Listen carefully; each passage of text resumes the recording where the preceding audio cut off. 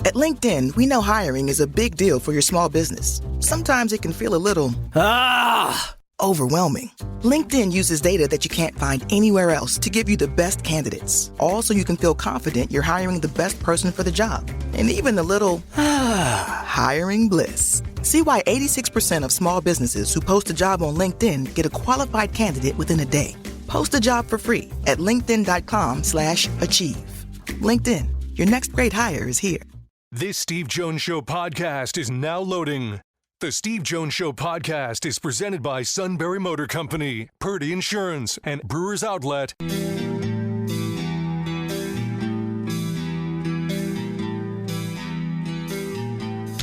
Bringing you an in-depth look at Penn State sports and more. This is the Steve Jones Show on News Radio 1070 WKOK.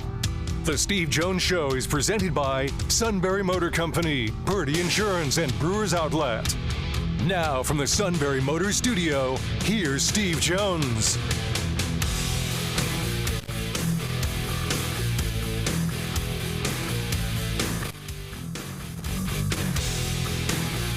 This half hour being brought to you by Brewers Outlet, Reagan Street in Sunbury, the beverage supermarket. Imports domestic microbrews, the best selection of beer anywhere. Wine coolers, water, soft drinks, snacks. They roast their peanuts fresh and hot every day. 6 great flavors of slushies and ready-to-drink cocktails now. High Noon, Crown Royal, Jack Daniels. And the Pickle Bar, led by the Barrels and the Dills, indeed second to none. All at Brewers Outlet, Reagan Street in Sunbury, the beverage supermarket. Very pleased to bring in from CBS Sports our good friend Dennis Dodd. Dennis, welcome back. Great to have you with us. Steve, how are you? I'm good. Good. I'm doing great. The Big Ten got together, and basically all they said was they're just going to look forward to the next week and recommend it be 1 through 12 and take away the automatic bids. I wasn't surprised by that, doing it one step at a time. But in the end, what do you see from these two conferences, and what does it mean for college football? Well, first of all, the fact that they're even meeting together is historic. I think it's they announced this, whatever it was, this advisory group last February, and then met on it, basically to talk about playing games against each other. But that in itself was, I think, was important. That they met aside from the other conferences. Look, what they're going for is trying to get these automatic qualifiers. They want to rule college football. I'm getting some feedback here. Can you hear me okay? I can hear you, yeah. Okay, yeah, it's just some feedback here. I think they're going to go to, maybe by the end of this month, which is next Friday, they're going to announce going to 14 teams from 12 and to get these automatic qualifiers, 4 each for the SEC and Big Ten, 2 each for the ACC and Big 12, and then 1 at large and 1 for the group of 5. I think that's the way this thing's going to go down if you just want to cut through the hay. Right, and I think eventually it'll be 16. That's just my gut feeling. Just like I think the NCAA tournament's the heck with 72. We're just going to go to 76. We're going to do it anyway. But I think that's in the end what they want to do with all this. And if they go to 16, they can pass it off as at the end there's 3 at-large bids and Notre Dame could have 1. In other words, that'll be the way of couching it. Your opinion on that? Yeah, I would never say never. All this stuff is layered. ESPN doesn't have to pay for 14. It's written into the contract. So They can do this on their own. And they don't have to pay any more money for that. The schools and conferences don't get any more money. But they do have to pay for 16. In general, as I've already written, ESPN's against all this. They're against expansion. They're against the automatic qualifiers for some of the reasons I wrote about earlier this week, that it's, there's a right here, this becomes pro wrestling. If you know on November 1st that Iowa's in, it's one of the 4, why watch? So you know where I'm coming from on that. But I do think they're going to that. I think they've got to wind around whatever ESPN wants. They don't always get, and these two conferences, the SEC and Big Ten, are going to call the shots. They're going to get input from the other conferences, but that's like input from you when your mother tells you to come in for dinner. You got to do it when you were little. So I think it's going to happen. I think it's going to happen really quick. And by the way, I'm talking about 26. I'm not talking about 25. Right. Yeah, 25 can't change, and when they meet in Dallas next week, they can drop the automatic qualifiers being in the top 4 and just make it 1 through 12. That they can approve next week because they can get the 10 conference commissioners and Pete Pavakwa to say yes to that, but that's all they can work on, correct? Yeah, but Steve, there's even problems there because it has to be unanimous for 25. And if you're, I don't know, the Mountain West, are you going to get rid of those designations, those seeds, those automatics when you just watch Boise State get in get in? So it only takes one of those conferences or Notre Dame to say no for this to happen. It could happen. Yeah. And it's not a big deal. I don't think the seeding and the buys are a big deal. They'll fix that, but don't think it'll be easy. Well, when you've got 11 people in a room that have to approve it, it's not going to get easy. And see, here the issue you have right now, to me, is that Greg Sankey and Tony Petitti are taking leadership roles because right now college sports is leaderless. So somebody's filling the vacuum, and they're doing it. Yeah, they've finally gotten past they in general gotten past the woe is me. What about college athletics?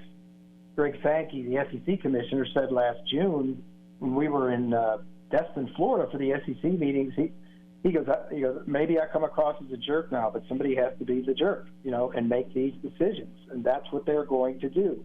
If you want to know the why, Steve, I can tell you the why. And this is why this happened a year ago. The stuff we're talking about, the AQs and everything else, they even went as far. Remember this? They even went as far as give our champions the 1 and 2 seeds before the season, and that got shot down. But I'll tell you the why for the whole thing. Tony Petitti has, determined that he's got 18 teams, and he needs more access for those 18. He's going to get pushback from his presidents. Why should we be limited? We have the largest conference ever. Think about that. Not just ever. In Division I history, 18 teams, largest ever. So he needs access. He needs more teams in. It gets more complicated for the SEC. They're thinking about going to 9 conference games. Well, there's liability there if you go to 9 conference games. Half your schools, your 16 schools, 8 of those are going to suffer a loss. They'll lose. Then you need Then you need a cushion with a bigger field and automatic qualifiers. So that's why they're doing it. Those 2 conferences. And then maybe to sweeten it, maybe talk about because you have less risk. You talked about 8 schools losing on a given Saturday with the 9th game. The Big Ten and the SEC might play each other in a game, which they can then potentially sell off the way the NFL sold off 2 games to Netflix. That's exactly what they're going to do. That's what they want to do. Play this challenge series of games against each other that would help. The Big Ten would like the SEC to play the same amount of conference games so they don't get a leg up, quote unquote. So you would have the 9 games, 3 non-conference games. One of those would be against each other, and that further monopolizes the power because that's going to be schedule strength for those schools that win those games. I go back to the old thing. In any of these media rights contracts, Steve, the worth of football is 80%. It's not even worth talking about basketball sometimes. 80%. That's right. Within those deals, think about these 2 conferences. In any conference, the top 3 or 4 teams in terms of strength or tradition, history, encompass 75 to 80% of the value of that deal in itself. Yep. So I keep telling people, someday Alabama's going to wake up and ask itself, why does Vanderbilt make the same money as we do? Same for Penn State. Why does Purdue make the same money we do? And then, sooner than later, they're going to come after each other. And don't think it's not going to happen, because it will. Well, it happened in a roundabout way. You don't think Mike Bone woke up one day at USC and says, why is Rutgers making that and we're the Pac-12 making this? That happened. Yeah. You and I both know that. Yeah. And he didn't call Kevin Warren. He called Fox. All right? So, Right. I mean, contrary to popular belief. And that's what they did. He looked around and said, this is ridiculous. And I say that with all due respect to Rutgers, but, USC is a brand unto itself. The other part, too, is in the last 9 seasons, so 2016 to 2024, there are only 18 schools that make up 50% of the TV ratings, and 15 of the 18 are in the SEC and the Big Ten. Yeah, no, that's right. I mean, I don't want to say you're not saying something isn't already known, but you're right. I mean, that's why this consolidation happened. When the Pac-12 disintegrated, those schools needed somewhere to go. And the Big Ten held all the cards and said, yeah, you can come in. I think Oregon and Washington are coming in at a half share. They are. They are a half, yeah. And I think they get a full share at the end of this current deal in 2031, right. Which, by the way, estimates are that the Big Ten schools will be getting $100 million in TV revenue alone. So you see what's happening here. It's just a case of how many schools, if any, do they want to go along with them to play for a national championship? Well, and you mentioned the money part. In the new deal starting in 2026, and correct me if I've got the numbers off here, but my understanding is it's 29% for the SEC, 29% goes to the Big Ten, 17% ACC, 15% Big 12. Notre Dame gets, I think the group of 5 gets 9%, and I think it's 1% Notre Dame or something like that. Yep. Yeah. That's the CFP deal. I was referring to. Oh, I know. The media. Oh no, the media rights deal, right. Yeah, it's going to go over $100 million. There, and Washington and Oregon will be fully represented in that deal. And that's what it comes down to. Yeah, but the CFP deal is not insignificant. You're right. 58% of the money will go to the Big Ten and SEC, and the other 42% will basically be split again by the other 100 schools in FBS. Some more than others. That's the best way to put it. Well, and this is a per school basis. Now, with 18, the Big Ten will be about $21 million a school, which is triple of what they're getting now. And because they have 16 schools, that 29% is going to be about $22.5 to $23 million per SEC school. And that's going to, again, same story, create that economic divide with the other conferences. Right, and it's what they do with it. Look, early on in the CFP era, Ohio State's been pretty good. They won the first college football playoff. They won the latest college football playoff. Changed coaches in between, and still did it. Michigan has made it back-to-back. Well, Michigan and Ohio State have made it back-to-back Big Ten national championships in consecutive years for the first time since the 1940s. I forget which schools. It was Minnesota or somebody else. The Big Ten's doing pretty good right now. The SEC's on the clock. The Big Ten's always made more money than anybody else. It just no one knew it until it became important because of the stuff we're talking about. When the money started getting big after the 1984 Supreme Court decision that deregulated television, the Big Ten didn't do a very good job with it the last 19 years. The last 2, they've done a great job with it. So we'll see. You know some of the personalities. I've never met Greg Sankey. Tony Petitti I've talked to now several times. So give me an idea about the 2 key players in the room and your impression of each of Tony Petitti and Greg Sankey. Well, Greg Sankey's a traditional commissioner. He came up as Mike Slide's number 2 in the SEC. Mike Slide is passed away, sadly. Great man, great commissioner, got it into the modern era. And he had named, I think, Greg Sankey as successor, years ago. Then when he stepped down, that's exactly what happened. Greg Sankey's from the Northeast. He went to Cortland State in Upper New York. Yep. His first job was at, I want to say, an administration at Northwestern State in Louisiana, and basically worked his way up. I mean, he is a traditional commissioner. Tony Petitti's a TV guy. Yes. Brett Yormark's kind of an entertainment and TV guy. We don't have very many of these traditional commissioners anymore. And I think they're playing off each other, the skills of each other. Tony Petitti is I think as we've seen, knows the TV market. I think we've seen that. Greg Sankey is still trying to navigate and piece some of the academic model into this. I happen to think the NCAA model is dead and buried.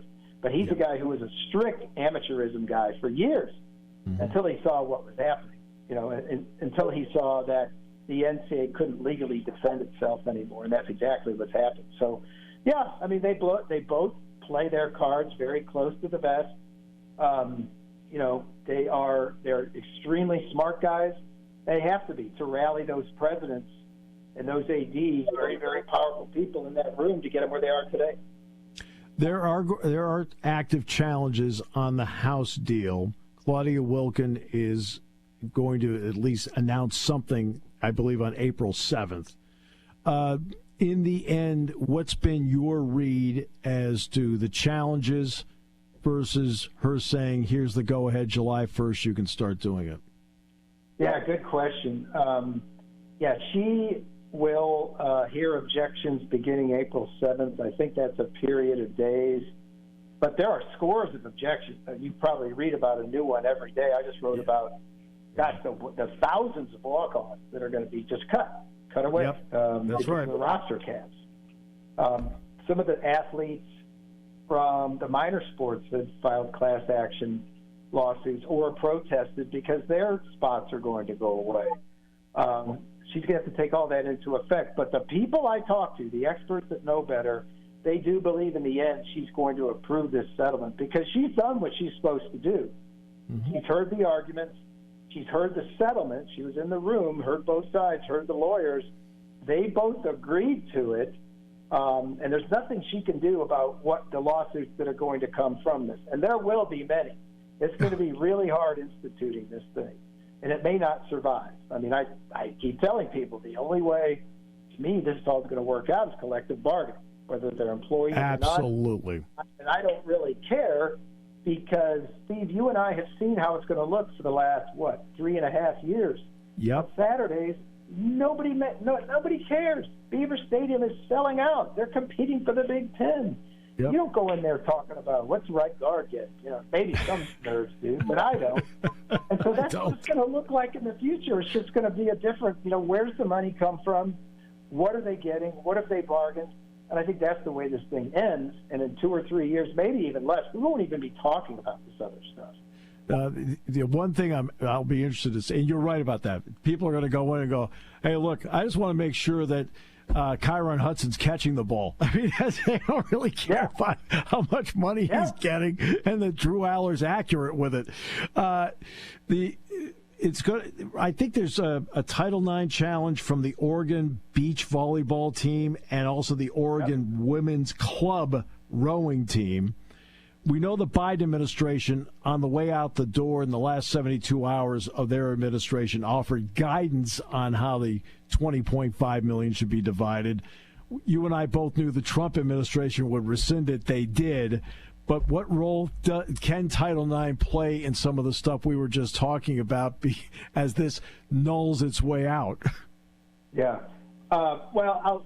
Real quick, the new administration's rulings on that simply make it easier for these schools to fully revenue share the $20.5 million to adhere to a formula that is basically this: 75% goes to football, 15% goes to 15% goes to basketball, 5% goes to women's basketball, 5% goes to the other sports. That now is pretty easy to defend given what the current administration has done, right or wrong. So there is clarification there that, so what is 75% of $20.5 million? That's about $15 million. So that's what you're going to have to start with in football to compete. And if you don't, and I've written about this several times, if you don't opt into that $20.5 million, because remember, it's an option. It's up to you. You want to fund it, you can fund it. If not, you don't have to. You can do a portion of it. But if you don't fund that $20.5 million, you have labeled your program and your school, your entire institution, with a scarlet letter. Yep. You can't. that screams we cannot compete. I'm not saying it's right. I'm saying that's what's going to come out of this. That's exactly right. That's what I've told people along the way. I said, if you're an ACC school, you're a Big 12 school, and you're not getting the money the SEC and the Big 10 are getting, you still have to put out the $20.5 million because you're going to be looked at as minor leagues. Yeah, I've written about that. I think I've been led to believe that the 34 in the SEC and Big 10, no surprise, are going to fully fund rev share. I don't think it's going to happen in the ACC and Big 12. In fact, I had one source tell me in the Big 12, half of those schools will do it. Now, I suspect what will happen is they won't do it, but they'll scrape together $10, $15 million for football because they have to. Right. They have to go get players. A school like a football program like Texas Tech is all in. They've got Patrick Mahomes financing things. They're paying their general manager $500,000. They are going in big time to try to compete on a national scale. And you're saying Texas Tech? Yeah, Texas Tech. I mean, that's what it's going to take to do this. That $20 million. I know in the Big 12, Baylor will do it. TCU has publicly said they're going to do it. Kansas State's trying to do it. Kansas, with a $400 million capital project in the new stadium, now has this heap on top of it, is trying to do it. I don't know about Houston. Houston's a city school without that much infrastructure, so I don't know. Interesting times. You're always the best to always get to the bottom of everything. Dennis, thanks so much for your time. Great conversation. Appreciate you so much. All right, Steve. Thanks for having me on. You bet. And that's Dennis Dodd, CBS Sports, one of the best in the business, brought to you by Brewers Outlet, Reagan Street in Sunbury, the beverage supermarket here on News Radio 1070 WKOK.